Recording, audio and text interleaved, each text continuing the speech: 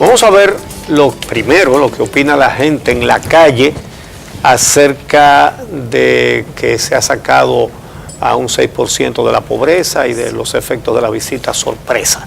Vamos a ver.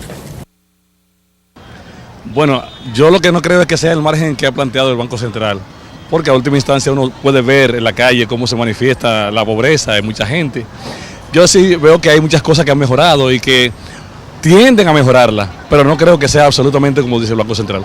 No sé en qué sitio, no lo he visto eso. ¿En qué sitio usted creen que le ha reducido? Porque todos los días hay más pobres, más vaina en todos los barrios que no ha hecho nada. No. ¿Por qué? Bueno, porque aquí mismo yo estoy leyendo que hay demasiada gente pobre todavía. Yo tengo que opinar que eso es mentira.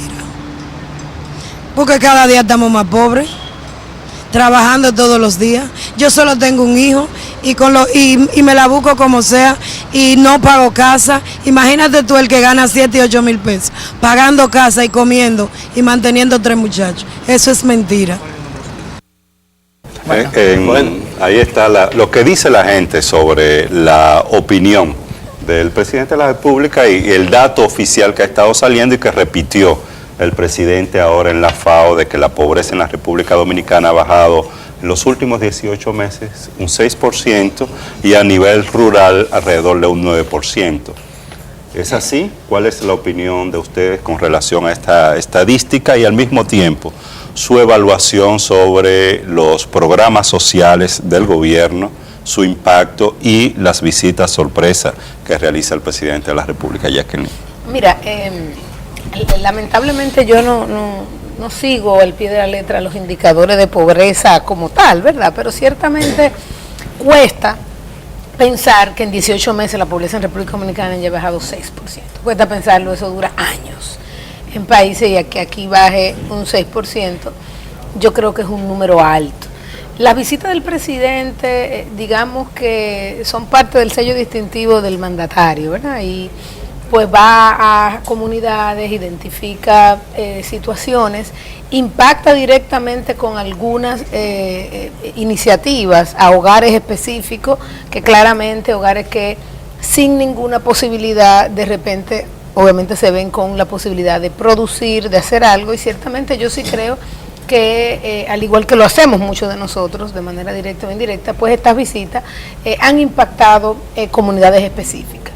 Yo creo que es parte de su estilo y va a identificar de manera personal situaciones aquí dentro de la población. Yo creo que además de ser un tema de identificación de oportunidades, es claramente también un tema de estrategia política, es un tema de estrategia de manejo, más allá. Entonces, el 6% particularmente yo creo que es mucho, o sea, haciendo análisis de pobreza por mucho tiempo en República Dominicana, bajar 6 puntos porcentuales es algo titánico. Eso requiere una estrategia de varios años, de mucho tiempo, porque tenemos que poner algo en claro.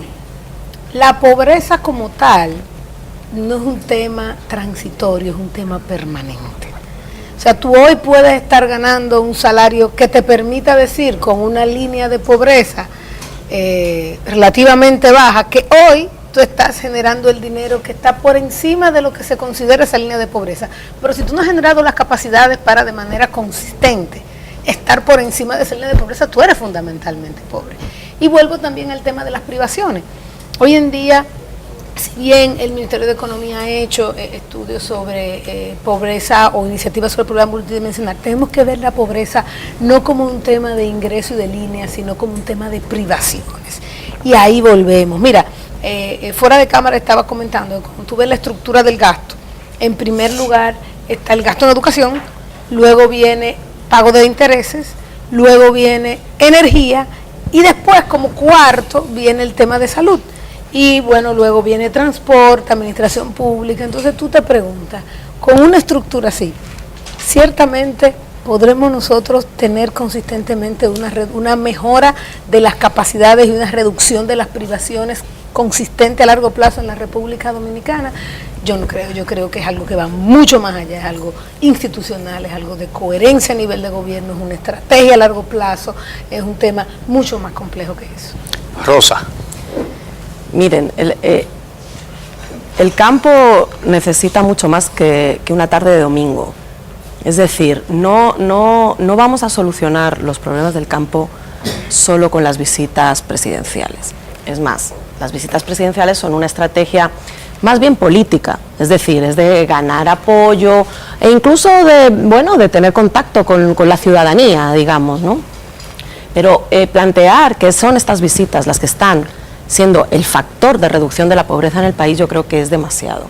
Es decir, la mayoría, por ejemplo, todo el apoyo al tema de los pequeños agricultores, que es una de las líneas principales que se está intentando apoyar a través de estas visitas, es un problema mucho más integral que no se puede resolver con un crédito. Es decir, son poblaciones con capacidades bajas, y por lo tanto necesitan una política integral que trabaje con ellos. Es decir, para reducir pobreza no puedes trabajar con una población que tiene que tiene bajos niveles educativos, que no tiene acceso a crédito, que no tiene acceso a tierra, que no tiene acceso a riego, y pensar que con una política solo determinada vas a solucionar los problemas. Necesitas actuar de forma integral, es decir, esa población necesita un programa que complemente diferentes aspectos, que vaya generando capacidades en ellos. Por ejemplo, darle un crédito a una asociación de productores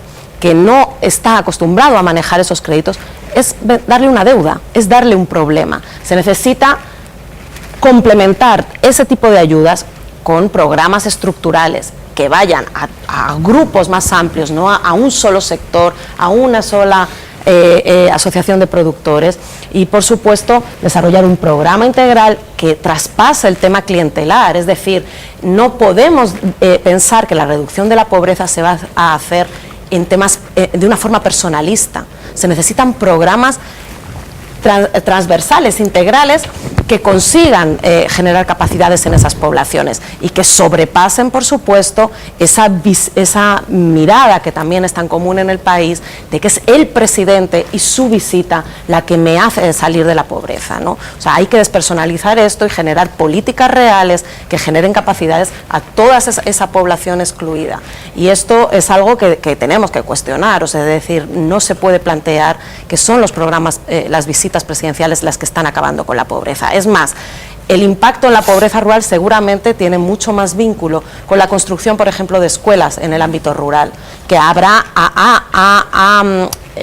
remueve la economía en los ámbitos rurales porque genera empleo en zonas locales. Seguramente esto tiene un impacto mucho más fuerte que lo que están siendo las visitas presidenciales. Y quiero hacer hincapié. Necesitamos políticas integrales que sobrepasen los intereses personales y el uso político de lo que son los programas y las políticas públicas del Estado. Alejandro.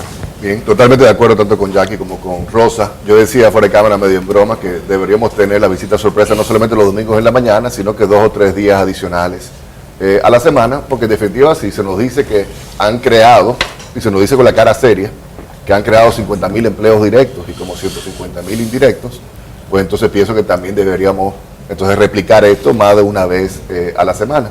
Entonces, Pavel le dice, no, Alejandro, bueno, que eso va de la mano también de plata, como de crédito y demás, pero yo trabajo mucho con el tema bancario, con el tema financiero, y si algo yo he llegado a la conclusión es que no necesariamente el crédito o el acceso al crédito genera o agrega valor en una economía, sino que todo lo contrario, lo que podría generar eventualmente es a un nivel de sobreendeudamiento y de insostenibilidad si tú le estás metiendo dinero bueno a gente que no tiene, o a empresas o instituciones o personas que no tienen la capacidad de administrarlo.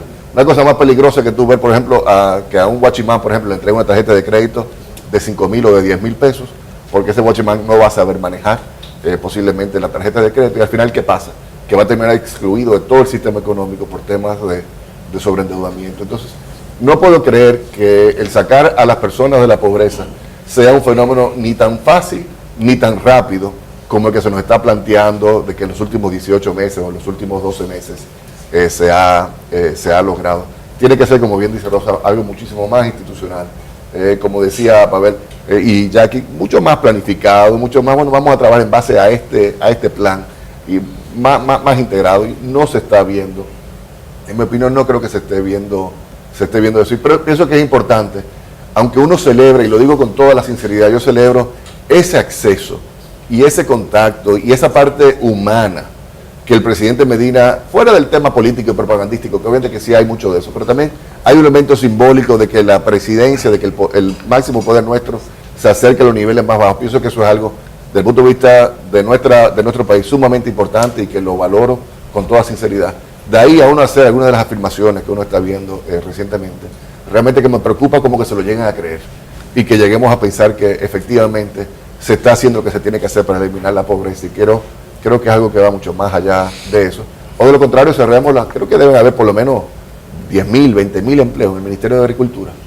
Entonces, que lleguemos a pensar que las visitas del presidente y del FEDA, que es una institución para todos los fines, una entelequia burocrática, que llegue a generar este nivel de creación de riqueza en tan poco tiempo, pues efectivamente que algo hemos estado haciendo, pero muy mal en los últimos años. Pavel. Sí, primero el presidente estaba repitiendo una cifra que no es cierta, y el propio Ministerio de Economía lo aclaró. No se trata de una reducción de 6%. Usted no puede comparar las cifras de septiembre con las cifras de marzo. Todos los años, en septiembre la cifra de pobreza es más alta que la cifra de marzo. Se mide la pobreza 2 veces al año, marzo y octubre. ¿Por qué? Marzo y octubre. Estacionalidad. Es decir, hay un factor de regular donde, digamos, la sequía de ingresos de una parte de la población es más frecuente en septiembre, octubre, que en marzo. Por eso las cifras son más altas en septiembre. Entonces está comparando una cifra que siempre es más alta en septiembre con una que siempre es más baja que en marzo. Y eso no se puede hacer, es metodológicamente incorrecto. Es como comparar peras con manzanas. Y no debe ser. El Ministerio de Economía lo aclaró en un buen documento tratando de abordar este tema. La reducción de la pobreza fue de 4%, 4.3% según las cifras oficiales. Aún así, sigue siendo una tasa alta. No es 6, es 4, pero sigue siendo muy alta.